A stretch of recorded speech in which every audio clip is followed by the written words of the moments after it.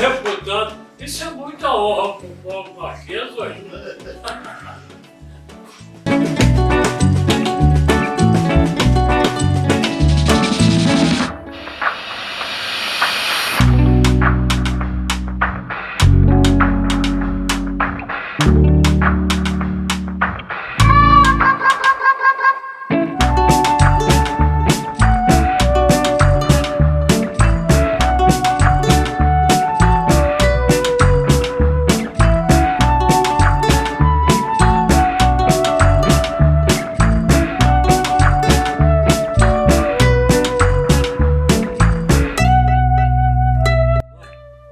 Convocação, estou eu e os meus dois irmãos aqui.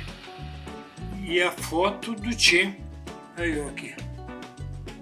Esse é o Chiquinho do Cruzeiro, Guido, Décio Pimentel, que se destacaram, né?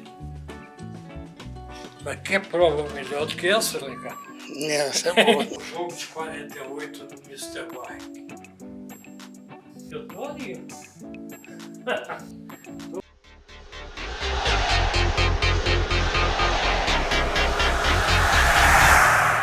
Nação Americana, nós estamos aqui hoje na casa do Dr. Afonso Celso Raso, presidente de honra do América, que tem um verdadeiro santuário aqui com todo o acervo da história do clube. E hoje nós inauguramos o primeiro episódio da série A Voz dos Ídolos, uma série muito especial. Então não deixe de acompanhar, se inscrever na nossa página no YouTube e ativar o sininho para poder acompanhar essa série especial na TV Coelho. Vem com a gente!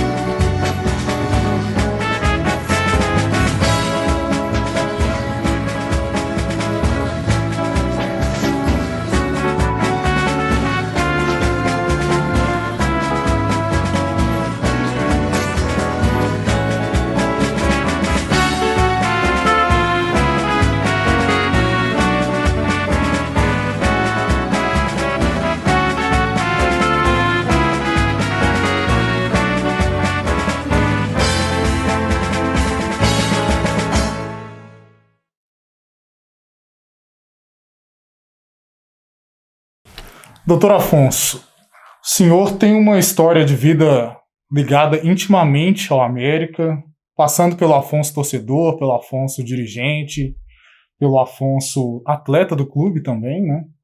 Como que é ter tamanha representatividade com o clube? Bem, a minha vida realmente é ligada ao América no aspecto esportivo. Em 1940, meu primo Silvio Raso era professor de educação física e técnico de natação.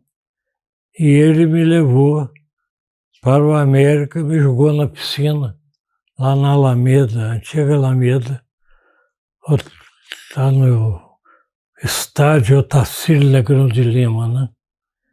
Eu comecei então como nadador e já em 1941 eu era convocado para a seleção mineira de natação infantil.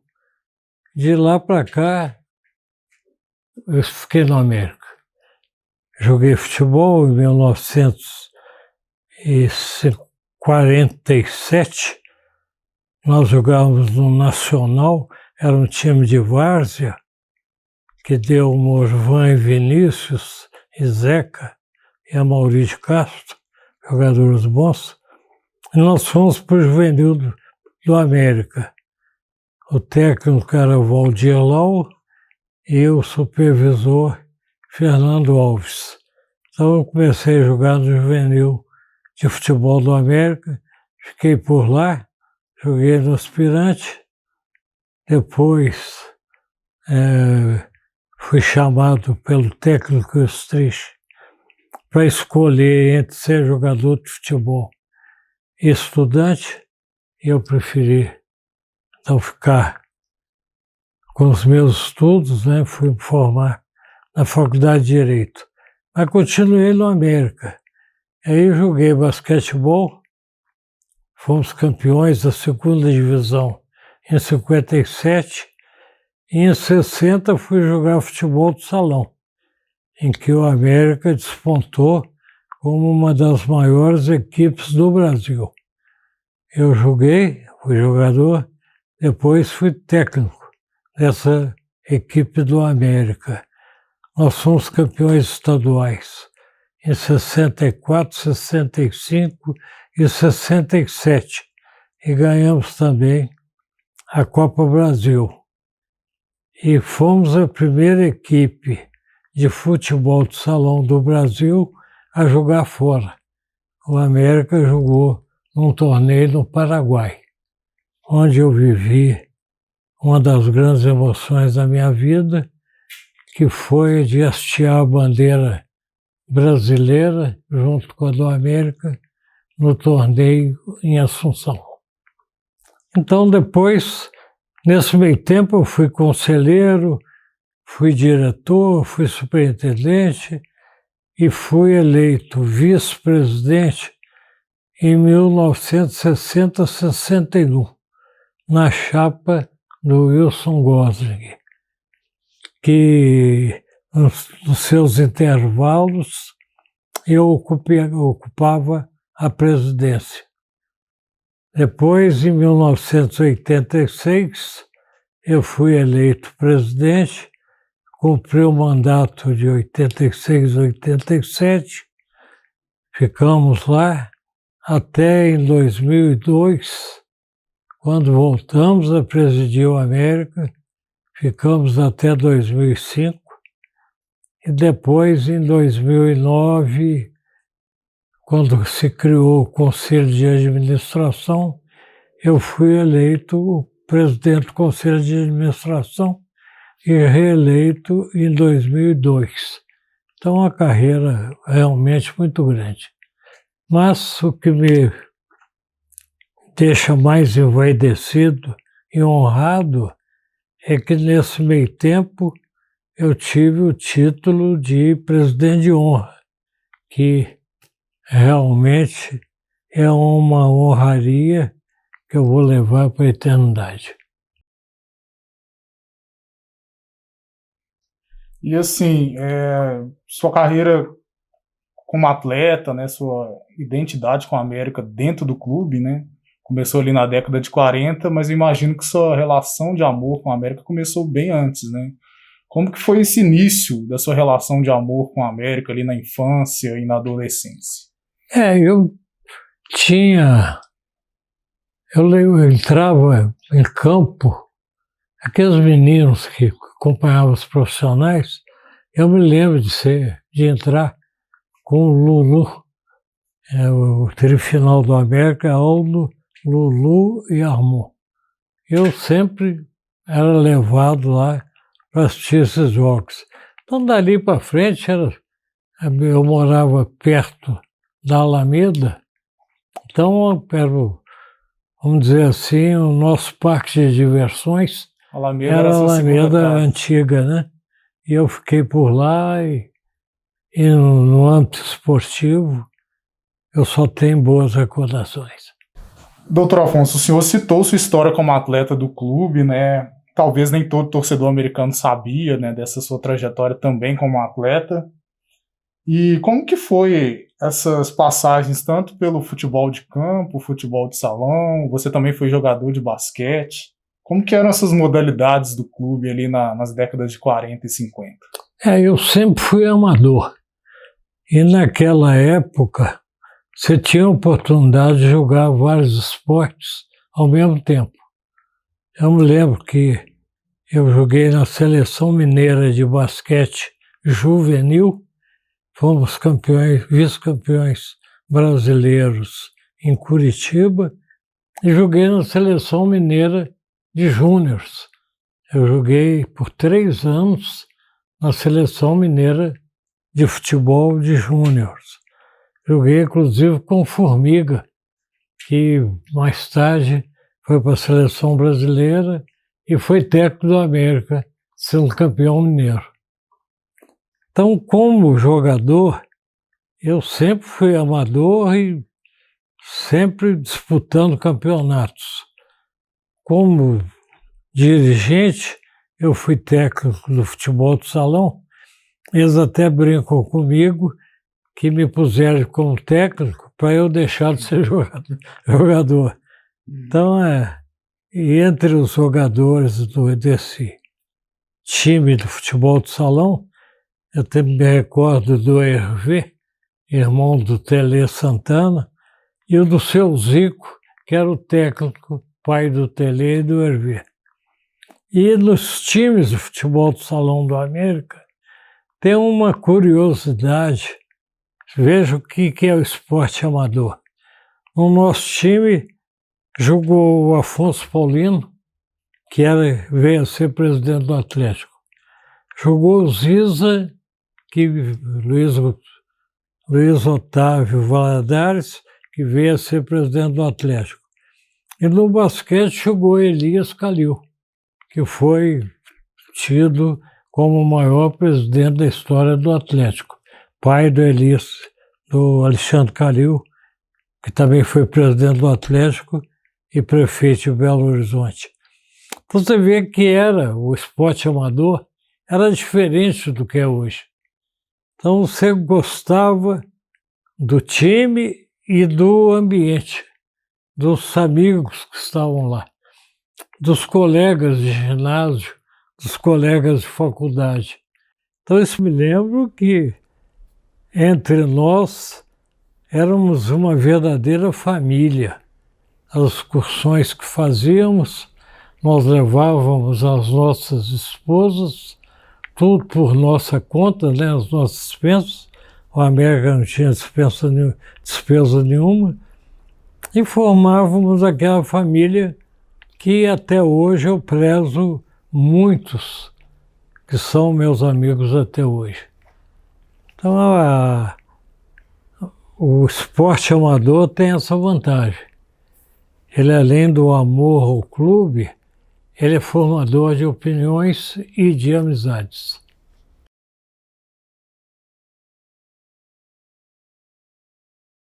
O América, apesar de o nome oficial da instituição ser América Futebol Clube, sempre abraçou muito, né, os esportes especializados. Como é que o senhor está vendo essa retomada hoje em dia? O América hoje tem um time de vôlei muito representativo, jogando Superliga, tem um time de futsal, tem um time de hóquei, futebol americano. Como é que o senhor vê essa retomada dessas modalidades fazendo parte do clube? Com muita alegria, muita alegria. A enciclopédia do América mostra que o América era forte na natação, era forte no basquete, foi octacampeão de 43 a 80, com o José Vaz e o Renato Azeredo, foi campeão de futebol de salão, foi campeão de vôlei, nós tivemos uma atleta excepcional, a Esmeralda Jesus, foi campeã sul-americana. Nós tivemos uma campeã mundial de levantamento de peso, que eu não estou me recordando o nome dela, mas está lá na enciclopédia.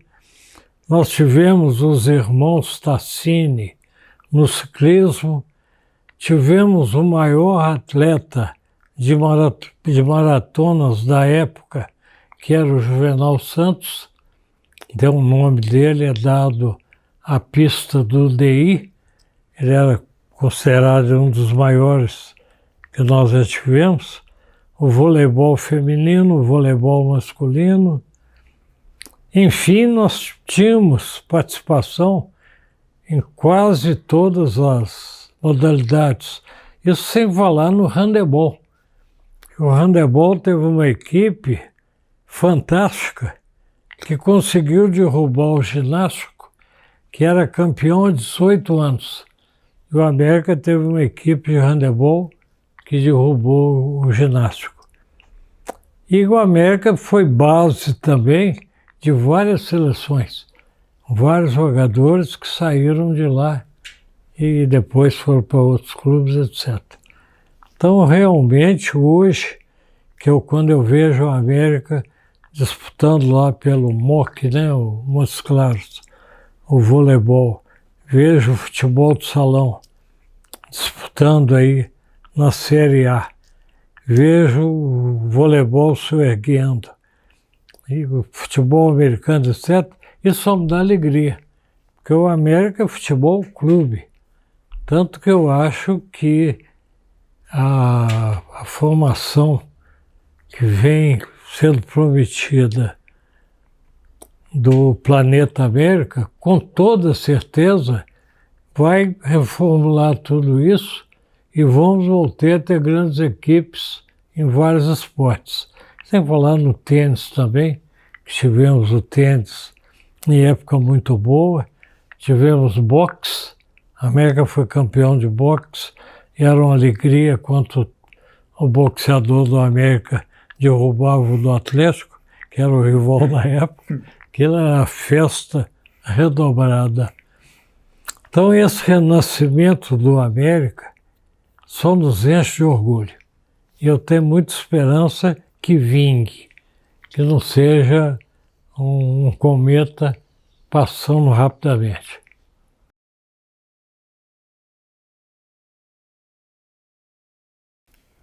Voltando ao futebol, doutor, falando um pouco também do Afonso torcedor e o Afonso atleta. Em 1948 você já era jogador no América, né? Já. E o clube quebrou um tabu muito grande, né? Que era voltar a ganhar o Campeonato Mineiro. O América não ganhava desde o Deca, né, em 1925. Quais que são as lembranças que você guarda daquele título de 1948? Total. O primeiro, nós temos que lembrar, na reinauguração da Alameda, foram os 4 maiores times do Brasil disputando o quadrangular. E o América foi o campeão. Com o time era Tonho, Didi, Lusitano, Jorge, Lazarotti e Negreão, Hélio, Landim, Petrônio, Valsec e Murilim. E para você ver da minha memória da época, vou te falar do Atlético. Cafuga, Murilo e Ramos, Mexicano, Monte Haroldo, Lucas Lauro, Carlyle, Leiro e Lívio. Vou te falar a linha média de São Paulo. Eli era Rui, Bauer e Noronha. E a linha média do Vasco Eli, Danilo e Jorge. Por que eu lembro deles? Porque eram as linhas médias da seleção brasileira, que foram na Copa de 1950. Eram os titulares e os reservas. E o América foi campeão desse torneio. Então, quando eles falam aí em torneio campeão, sei de quê, campeão do Gelo, campeão Fluminense, campeão não sei o quê, esse 48 o América também devia ser campeão brasileiro, porque eram os maiores times da época. Em 48, depois nós ganhamos o Campeonato Mineiro, depois de 23 anos afastado do título, com o Strick de técnico. E o América substituiu o técnico, que era o Papete. Entrou o Strick. E o Strick botou o Lazzarotti no lugar do Papete. E o time, ele só tirou o Nandinho, botou Elgin, botou o Eurico. E formou o time que ganhou do Atlético em 3-1, no jogo optado por Mr. Barrick, que um dos bandeirinhas foi o Cidinho Bola Nossa. Isso é importante, Famoso. porque o jogo não acabou, mas teve aquela brigalhada toda. Mas o América ganhou o jogo 3-1 e foi ratificado no tribunal. Estava lá assistindo. O Atlético saiu de campo e foi para o tribunal. Aqui, no tribunal em Minas, o América perdeu. E recorreu para o Superior Tribunal de Justiça Desportiva, com o grande advogado da época, que era o Dr. Marcelo Linhares, e lá o América venceu por unanimidade. Então teve que ganhar em campo e no tribunal. Teve que ganhar no campo e no tribunal. Superar. Porque fizeram na época uma arrumação para tentar trocar a súmula do Mr. Bach, que tinha um termo em inglês que poderia significar que o jogo foi interrompido e não terminado, e aquilo o Atlético se agarrou no pormenor, tentando anular o jogo, mas não conseguiu. Então, um título histórico também por a gente ter conseguido confirmar o que a gente tinha conquistado dentro de campo. Mas o América era um timaço. E 49 só não foi campeão porque foi garfado. E, entre aspas, ser garfado naquela época era comum. O América foi roubado até não poder mais. Eu xinguei muito. Mas graças a Deus a justiça foi feita, né? E o título ficou realmente com a gente. Né?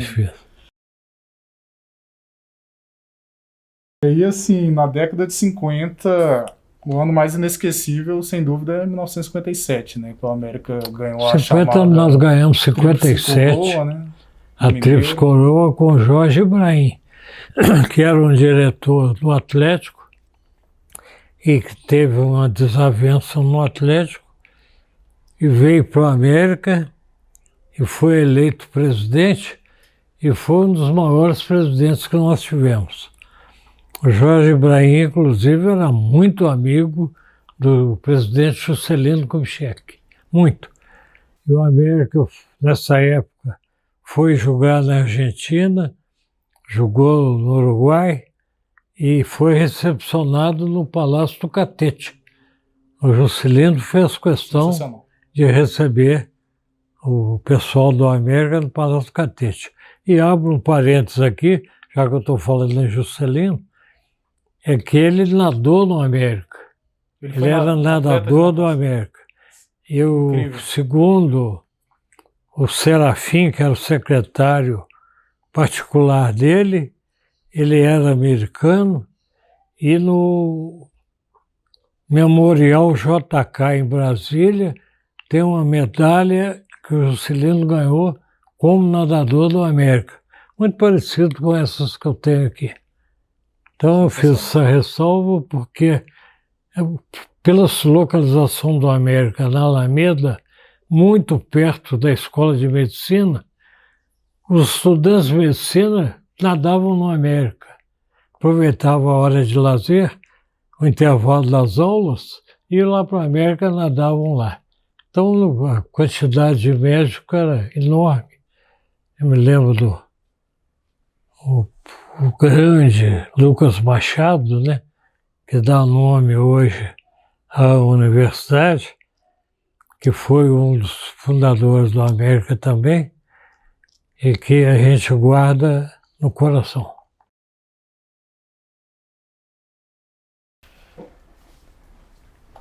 Agora eu vou fazer uma pergunta difícil, doutor. Vamos lá, ué. E aí, jogo rápido. Time de 48 ou time de 71? Ah, rapaz, eu sou de 48. Aquele time era... O que marcou mais naquele time? É porque ganhou do Atlético numa final em que tinha 23 anos que nós chegávamos perto e não ganhávamos. Quer dizer, derrubar um tabu daquele, naquela época, era difícil demais. E com todas as dificuldades que você citou, né? Todas as dificuldades. Todo mundo fazendo tudo para o América não ser campeão. Exatamente. E o América, naquele ano, fez um time muito engraçado, que foi com muito jogador, que eles falavam que era restolho de jogador do Rio de Janeiro.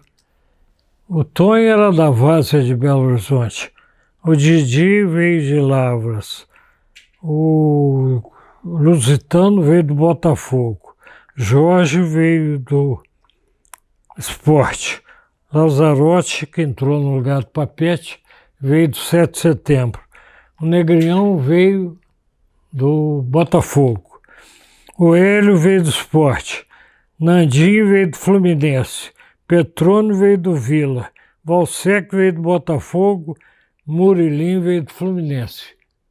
Depois vieram Elgin e outros. Então era uma mescla de interessante, né?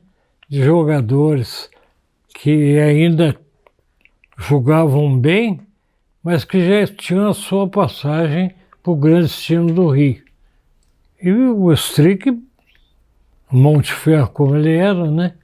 Fez realmente um timaço. Então aquele time me marcou muito, que é o mesmo time que ganhou o torneio. Além do Mineiro, quadrangular. Isso. Em cima da base. Então ele me marcou demais a conta. Sensacional. E de outra coisa, foi na Alameda, né? Apesar o 71 foi no Mineirão. Apesar de termos independência, o que a Alameda significa? Assim? Nós perdemos 64 jogando na Alameda. E foi talvez uma das causas da derrota, porque muita gente queria jogar no Independência. E o América preferiu a Alameda para fazer pressão. E o Strick era o técnico siderúrgico. Então o Strick conhecia tudo de América. Inclusive o melhor jogador do siderúrgico era do América, que era o 90. Ele ganhou com a gente, depois veio e ganhou da gente. Ele ganhou da gente.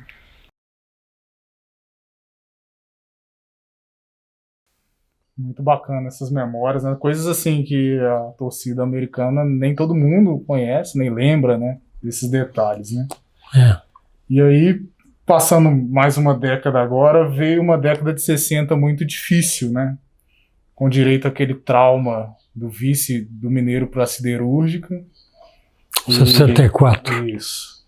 E aí, em 1971, veio o time que era chamado de Abacate Atômico, ganhou o Mineiro invicto. Uma campanha extraordinária, né? Liderado pelo Jair Bala. Aquele título de 71 foi para lavar a alma do torcedor americano? Sem dúvida. Nós estamos engasgados há muito tempo, né? Inclusive com o gol de bicicleta de Jair Bala, né? Porque essas coisas marcam demais. Um gol comum.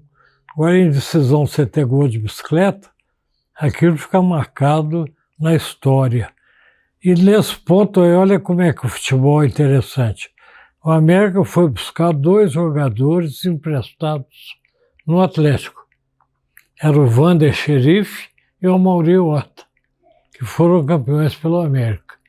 O Amaury Horta ainda é vivo, está sempre lá no América, jogou na seleção brasileira, é um figuraço, né? É um dos maiores jogadores que o América já teve e que a gente sempre rende homenagem a ele, que jogou com o Zuca, que era outro ídolo, né? Jogou com Jair Bala, ídolo. E esses ídolos é que fazem do América a grandeza que ele sempre teve e que às vezes oscila, porque em razão de problemas econômicos, financeiros, às vezes ele claudica um pouco. Mas os ídolos estão aí e sempre mantêm essa flama que é a torcida americana, que é pequena, mas é realmente uma torcida forte. Até chata em alguns dias. Doutor, falando então do Jair Bala, ele já tinha sido revelado ao mundo, né, em 1964, né, apesar da gente ter perdido aquele título para a Siderúrgica, o Jair foi o artilheiro daquele Campeonato Mineiro. E depois, na outra passagem dele, veio a consagração com o título de 71, né, em que ele jogou bola demais, né? E como que você descreveria esse Jair Bala que entrou para o Olimpo, né, da nossa história? Olha, o Jair Bala, para mim, é um fenômeno. Ele jogou ao lado de Pelé no Santos. E ele brincava, né? O ataque do Santos era Durval, Mengalvio, eu, ele e Pepe. Era o ataque do Santos na época. Você estava nesse esquadrão aí. Ele jogou no Botafogo, ele jogou no Cruzeiro, jogou no Bahia, jogou no América e jogou no Comercial de Ribeirão Preto. Eu vou contar uma passagem que é curiosa. Eu estava indo com outro diretor do América, chamado Geraldo Roma, dos Santos. Nós estávamos em São Paulo e íamos a uma partida, uma inauguração em Uberlândia. Então nós fomos de carro. Na estrada, o rádio anunciava um jogo do Comercial de Ribeirão Preto contra um time qualquer. E esse jogo em Ribeirão Preto, o Geraldo Roma falou, vamos lá assistir. Você imagina o que é torcedor apaixonado, né? Jair Bala está lá e o Amaury Horta está lá, os dois vão jogar. Então desviamos o carro, fomos assistir. Então chegamos no Alambrado, estava o Jair Bala e o Amaury Horta. Mas eu estava dizendo, depois Jair foi técnico de vários times, jogou em vários times, mas ele pegou um amor ao América tão curioso que ele virou cronista esportivo e ele virou um defensor do América intransigente. E até hoje, sim, ele é aquele ídolo que disputa com o Zuca quem foi o maior ídolo do América. É difícil você falar, porque são épocas diferentes. Teve a época do Valsec, teve a época do Zuca, teve a época do Jair Bala, teve a época do Milagres, teve a época do Rubens Bimba, teve a época do Gunga, quer dizer, são épocas realmente diferentes. Mas o Jair Bala ficou na história como um ídolo eterno do América. Inclusive, ele é um dos treinadores com mais jogos, né, à frente do América. À frente do América. Mas eu não nego que o time do 71 também nos deu muita alegria. Mas um outro time que deu muita alegria, que não é falado, é o de 73, com Orlando Fantoni. Brasileiro, né? Orlando Fantoni e o Antônio Carlos Brant Moraes, o Ju, que era o diretor de futebol. Esse era um timaço também, com Pedro Omar e Ju Cachorro no meio. Poxa, eles deram um show aí. Essa campanha nossa em 2021 foi espetacular, mas não superou essa de 73, né? Não, mas nós ficamos acho que em sétimo lugar no Campeonato Brasileiro. Mas era um timaço. Sim, muito bacana.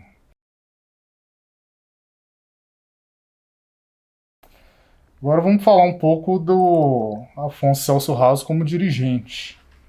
Como é que se iniciou essa história sua como dirigente do América? Bom, em 60, o Wilson Gosling praticamente me obrigou a formar na chapa dele. O Wilson foi candidato a presidente e eu fui vice. Ele é o maior abnegado do América. O Wilson é outro nome que deve ter o busto dele no América. Depois eu fiquei lá substituindo o Wilson nos impedimentos dele. Em 86, o Rui da Costa Vol, Luiz Marcos Moreira, Paulo Afonso de Oliveira, Maurílio Brasil, eles foram à minha casa me convidar para formar na chapa do Maurílio Brasil. E eu, muito vaidoso, falei, depois de pensar muito, falei, olha, vice-presidente eu não quero ser não, mas eu aceito a presidência. É uma situação desagradável, mas eu me sinto preparado para ser presidente do América. Mas vice-presidente não. Já tinha sido. Não tenho elan para isso. Aí eles na mesma hora, mas isso é que nós queremos. Eles fizeram uma jogada muito bem feita, né? Eu então fui ser presidente, o Maurílio Brasil vice-presidente, e fizemos essa foto que está aqui atrás, na minha posse. Foi o que eu considero a redenção do América. Por quê? Porque o América estava vindo uma fase muito difícil, com o Paulo Afonso, que carregou a América nas costas quase que sozinho, num mandato dificílimo, de 84 a 85. Então eu entrei em 86, o América não tinha campo para treinar. Era um verdadeiro absurdo. O América ficava pedindo favores aos clubes para ir treinar. Nós chegamos ao cúmulo de estar treinando lá no DI e o capitão do dia, oficial do dia, nos tirar. Parar o treino para nos tirar, porque eu ia fazer educação física dos oficiais lá. Treinamos na hípica com o campo marcado com fita crepom. Aquilo me doía muito. Então, quando eu assumi, eu fiz o compromisso comigo mesmo e com os companheiros de que o América ia ter o centro de treinamento. Foi onde eu vislumbrei, idealizei o centro de treinamento lá no Drummond, que no ano seguinte já começou a ganhar corpo. Mas essa diretoria aqui, o nosso projeto era para 15 anos. Eu ficaria um mandato, em seguida viria o Magnus Lívio, depois o José Flávio Landa Drummond, depois o Marco Salum e depois o Simar Eustáquio, que eram, na época, os grandes americanos que estavam surgindo da nova geração de dirigentes. Então, cada um era sangue novo que trazia para a América. E ligado aos outros companheiros que estão aqui, nós conseguimos fazer uma mudança radical na América. E essa mudança se chama Plano Drummond, que depois veio a permuta do terreno do Mundão do Arrudas com o terreno na Avenida dos Andradas, e veio a Independência, e o Magnus Lívio já havia adquirido um terreno em Santa Luzia. Então a América deu um salto, e salto de qualidade. Para quem vê hoje o centro de treinamento, não vai acreditar que aquilo lá era um morro onde se plantava mandioca. Era o terreno que nós compramos na época. E por que chamar Landa Drummond? Porque uma parte do terreno foi doada pela família do José Flávio Landa Drummond, que adquiriu o terreno do José Neves e onde o América plantou as suas bases. E nessa foto tem dois aí, o Alvacir Rastoldo e o Marcos Vinícius de Paula. Estão nessa foto, que eram os empreiteiros que fizeram a terraplanagem da América. Aí está o Ariovaldo Campos Pires, que ele era procurador da prefeitura e que cuidou da troca de terreno do América com a prefeitura. Eu estou falando assim de memória e às vezes dando uma olhada na foto, porque cada um deles aí tem uma parte na história do América. Com certeza. Esse Américo Gasparini, que foi a todas as reuniões comigo, que era uma atrás da outra para resolver problemas de regularização do terreno, coisa bacana.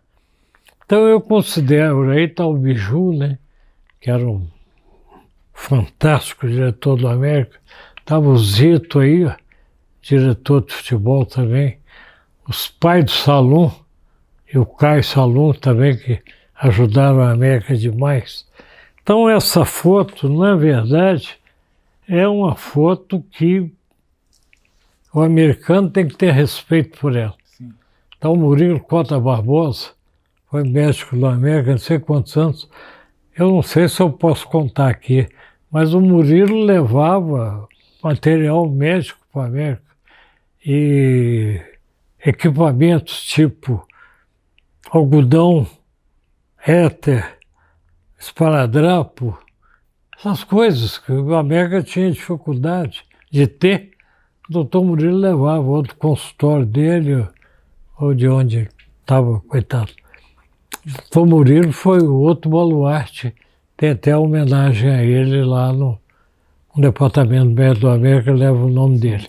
Aí está o Silmar Rostak, está o Wilson Gozzi, o Rui Conde, e o outro é o Humberto Gontijo, que foi o arquiteto que bolou o primeiro Planeta América. Está aí também nessa foto. Então é gente que não aparecia e que de repente começou a dar contribuição à América. E o maior de todos ali, que eu estava me esquecendo dele, que é o Paulo Lasmar, né? Esse Paulo Lasmar várias vezes custeou passagens do América, que o América, com falta de recurso, às vezes tinha que pagar a van, pagar a Kombi, alguma coisa, e o Paulo Lasmar entrava e aguentava. Que também vai para a história do América, né? Um benfeitor que a América teve. E foi boa essa entrevista, porque você me deu a oportunidade de resgatar todos, né? essa turma que está aí.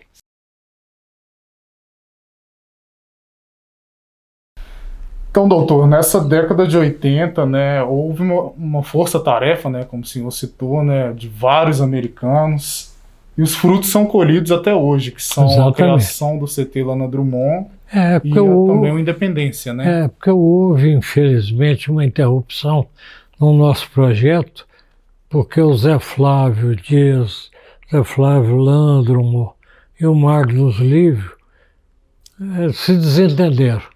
Então, cada um foi para um lado e para o outro. Que eu falava que os dois, na minha administração, eram o Pelé e o Garrincha. E a separação deles atrasou a América em pelo menos 5 anos. Mas, felizmente, os frutos continuaram. Até hoje, né? O Marco Salum, esse baluarte que nós temos lá, e outros, né, que vieram ajudando a carregar essa bendita bandeira que é a do América, que hoje restaura um prestígio de Série A e, mais do que isso, consegue pela primeira vez entrar na Libertadores, que pode não parecer nada para os outros, mas para nós, o nosso sacrifício, nós sabemos o que ela significa. É uma situação fantástica. E aqui também nós trabalhamos muito em conjunto para ter independência, com o Dr. Bernardo Vaz de Mello, com o Magnus Lívio, que era o presidente do SET, e com os governadores da época, os secretários da época. Houve uma série de entendimentos, os convênios que foram feitos. Tudo isso faz parte de uma história fantástica, que realmente tem que ser restaurada e ficar nos anais do nosso clube. Sim. É onde aqui eu tenho que parabenizar a TV Coelho, porque já começa a fazer um trabalho excepcional. Porque isso gravando, as gerações futuras vão ouvir de mim e de outros americanos, de outros que passaram por lá, uma parte da história. É claro que nós não vamos lembrar de tudo. Lembramos de muita coisa. Muita coisa. Muitos erros que nós tivemos, muitos acertos que nós tivemos, e aí, pelo menos, mantivemos não só a tradição do América, como mantivemos o patrimônio do América, o patrimônio material que cresceu muito e o patrimônio moral que poucos clubes têm no Brasil. Isso eu falo com muito orgulho, porque o América realmente é um patrimônio do esporte brasileiro. Doutor, o senhor acredita que o Independência e o CT Lana Drummond foram fundamentais para a brilhante década que o América teve nos anos 90? Sem dúvida, sem dúvida. Dentre outras situações, o Lana Drummond não precisa nem dizer, né? Que vai ser, está sendo, né? E eu acredito que vai ser um dos melhores centros de treinamento do Brasil. Ele já é um passo muito avançado. Departamento médico de primeira, fisioterapia de primeira, os gramados ótimos, os vestiários. Campo Novo, né? Enfim, tem uma estrutura de primeiro mundo. E vai ficar melhor ainda, porque ele vai completar, eu tenho certeza que vai. Já tem o terreno adquirido, já tem contratos elaborados, nós vamos ter projeto, já tem tudo isso aí. Estava me esquecendo aqui, nesses projetos aí todos, surge o Olímpio Naves, que fez os terrenos do América, que eram deficitários, passaram a dar renda. Então a América hoje tem uma renda boa através da carteira imobiliária, que é muito boa do América. O Olímpio Naves é outro companheiro também que tem que ser realçado pelo muito que ele fez pelo América. Doutor, desde o início dos anos 2000, o América tem adotado o modelo de conselho de administração para o comando do clube. Você, inclusive, foi presidente do conselho de administração no ano do centenário. Você acha que, com o tempo, esse modelo ele se aprimorou, hoje ele está mais sólido? Como é que o senhor vê esse modelo de comando do clube? Melhorou, mas pode melhorar mais. Eu sou muito presidencialista, sabe? Eu acredito mais no presidencialismo com esses 4 vice-presidentes, cada um com setor. Então essa é a minha visão de administração, seria essa, que no fundo é um conselho de administração. Mas aí tem um fator vaidade. Ser presidente é uma coisa, ser vice-presidente é outra. Então, quem está lá no Conselho de Administração é presidente. Isso pesa. Pesa, é claro. É a vaidade humana que nós temos que respeitar. Temos que respeitar. Mas eu sempre prezei muito o presidencialismo, porque sempre tem que ter um responsável. E esse responsável é quem? É o presidente. Não tem como escapulir. Nós temos um compromisso do primeiro Conselho de Administração, que eram 7, que nós éramos responsáveis, solidários. Qualquer coisa que acontecer na América, nós 7 respondemos solidariamente. É uma responsabilidade sem tamanho, sem tamanho.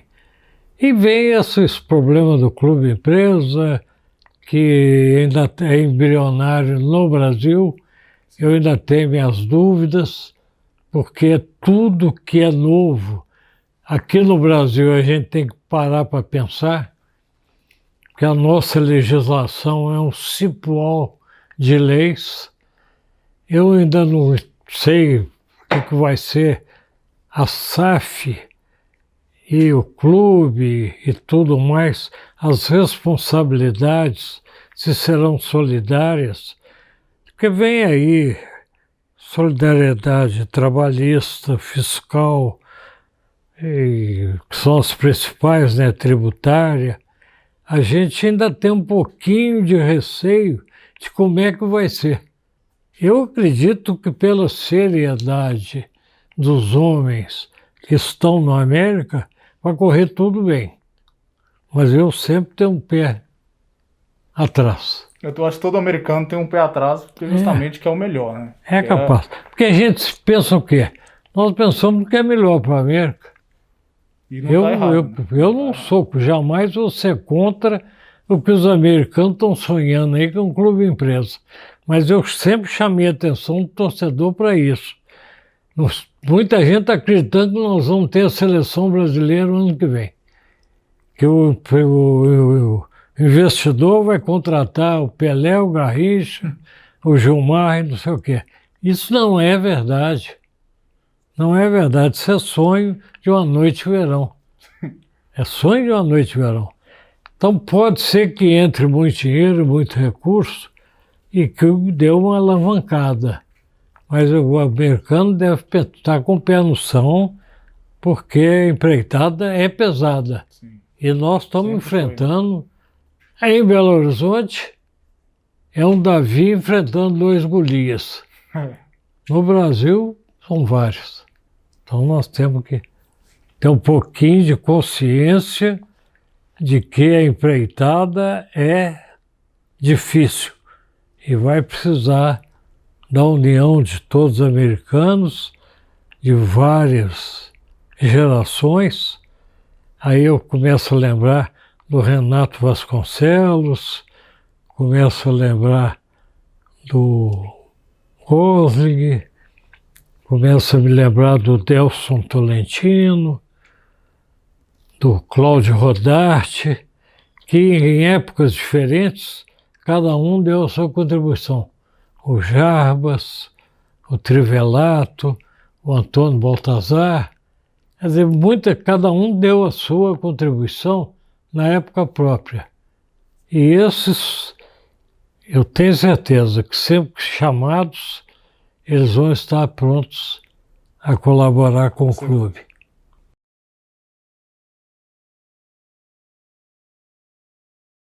E em relação a essas campanhas dos últimos anos, vamos pegar ali desde 2015, que a gente subiu para a Série A, não conseguimos permanecer em 2016, mas ganhamos a Série B em 2017, e depois não conseguimos permanecer em 2018, mas agora em 2021 conseguimos. Como é que o senhor viu essas campanhas? Olha, só deixar de ser ioiô já foi um passo gigantesco. Nós ficamos na Série A há 2 anos, temos tudo para ficar mais um ano e aí não sair mais. Porque o América, nós temos que ter convicção disso. O América é clube grande, é para ficar entre os grandes. Entre os grandes são 20, 16 na Série A. Nós temos lugar entre os 16. Então eu hoje acho com convicção que o América não sai mais. Amém. Daqui o nosso pulo é para frente. Nós somos um avião Boeing que levantou o voo. Saímos do chão. Agora ninguém segura a gente mais não. Eu acho que esse Boeing decolou e vai embora. É isso.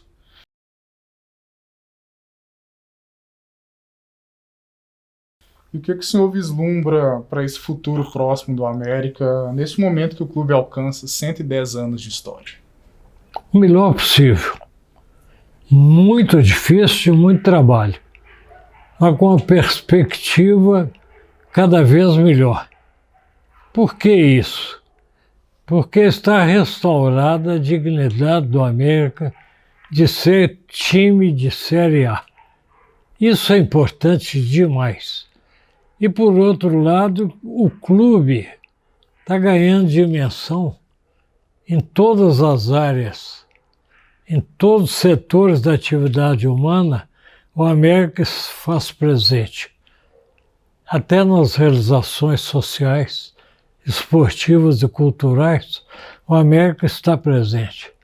Então eu só tenho que esperar com muita confiança um porvir glorioso para o América. Hoje está bom, acho que vai ser melhor ainda. E eu confio muito nessa turma nova que está se projetando em busca de lugares de destaque no comando do América. Se eles vierem com muita disposição para trabalhar pelo América, eu acredito que o resultado será satisfatório. Qual que é a mensagem que o senhor deixa para a torcida do América? O senhor citou mais cedo na entrevista sobre as novas lideranças que surgiram décadas atrás e ajudaram vocês da vanguarda a conduzir o crescimento do clube. E agora, qual que é a expectativa que o senhor tem, né, para o futuro da torcida do América, até pensando em crescimento e eles ocupando os espaços dentro do clube? Olha, eu coloquei no chaveiro que eu distribuí, mandei fazer 800 distribuir, em que eu falo que o América está acima de desavenças pessoais, de vaidades, e que isto me faz acreditar muito nessa turma que está aqui. Eu tenho trocado ideias em entrevistas que me procuram no acervo que eu estou formando para o América. Nesse acervo vem muita gente nova. E sempre há essa expectativa do que eu penso do América do futuro. E eu digo para você, eu sempre penso com otimismo. Porque eu vi o América por diversas vezes quase fechado. Eu vi o América em crises econômico-financeiras terríveis.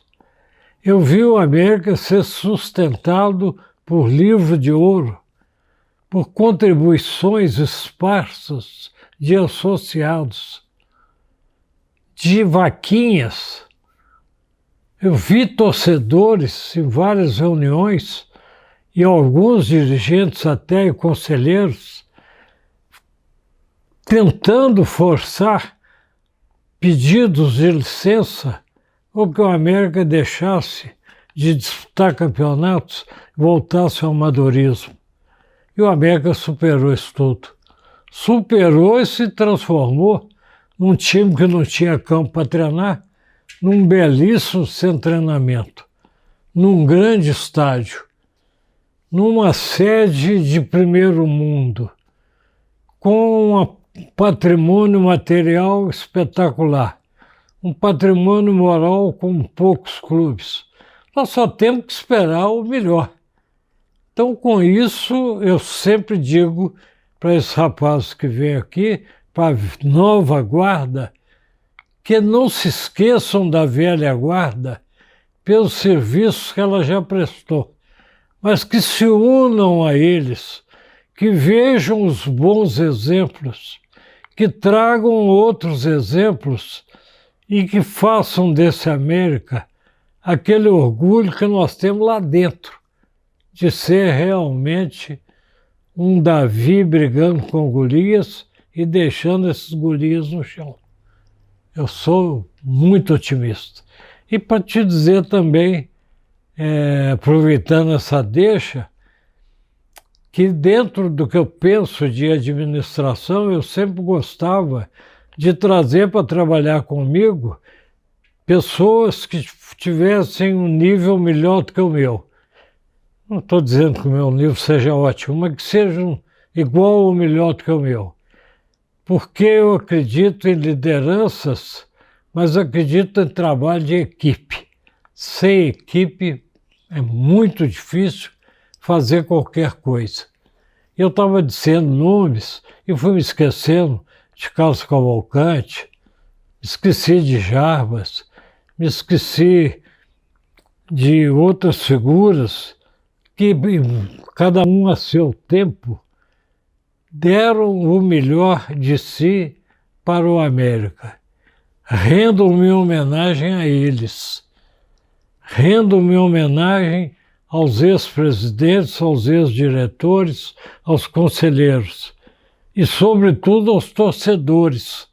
Pode ser uma equipe, pode ser pouca gente em relação aos outros, mas uma turma fiel, está lá. O Independência pode contar com eles e o América pode contar com eles. E a tendência é aumentar, e isso o América vai aumentar. Bem ou mal, mais cedo ou mais tarde, nós vamos ter altura de nossas tradições, uma torcida coesa e numerosa. É isso. Doutor Afonso Celso Raz, muito obrigado por ter participado dessa série especial, a série A Voz dos Ídolos, né, que a gente está promovendo aí no mês do aniversário de 110 anos do clube. Eu que tenho que agradecer, já que muita gente fala que eu fiz parte da história, eu então tenho que me orgulhar disso. E cada vez que eu possa dar a minha contribuição, ela será dada. Isso é que eu tenho a minha consciência disso. A jornada minha está chegando ao fim, mas o amor ao América não. Continua eterno. É isso. Nação Americana, fique ligado agora no próximo episódio da série A Voz dos Ídolos. Pronto. O final foi bom. Ótimo.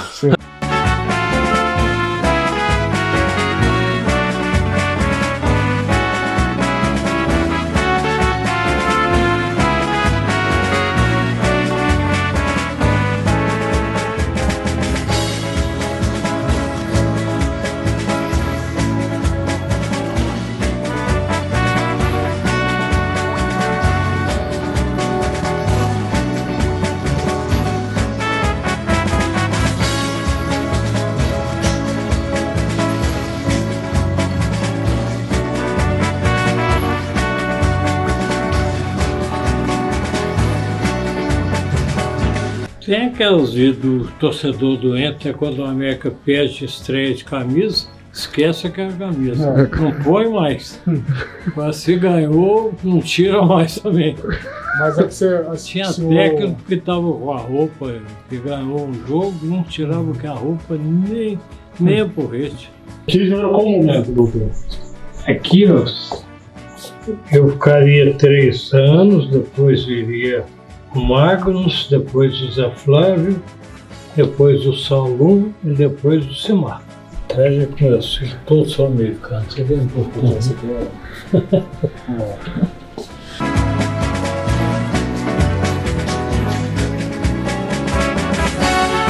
Esse aqui é aquele centroavante que deu saída sem bola, né? Bola. Começou o jogo sem bola. Da fundação, né? Fundação? Essa foto da fundação? Essa é da fundação. Primeiro time. Primeiro time da América.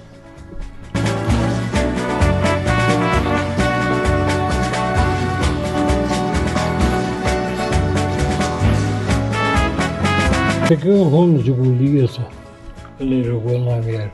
Jogou na América uma partida de exibição, né? Sim. Ele jogou na América e o companheiro dele no Cruzeiro. Foi preliminado no jogo América Cruzeiro, eles pegaram a briga lá, foi pescoção até acabar o jogo. Nosso time de pelada já jogou em Nova York, jogou em Bruxelas, jogou no Porto. É inacreditável. Aqui, né? Essas baixas. O Salmão é o goleiro.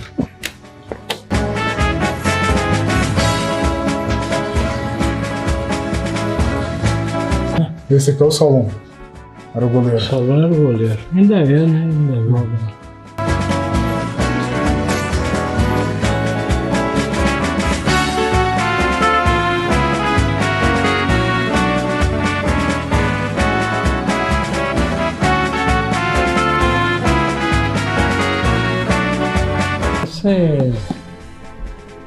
Essa é fantástica também. E eu me lembro do Biju com a nota de...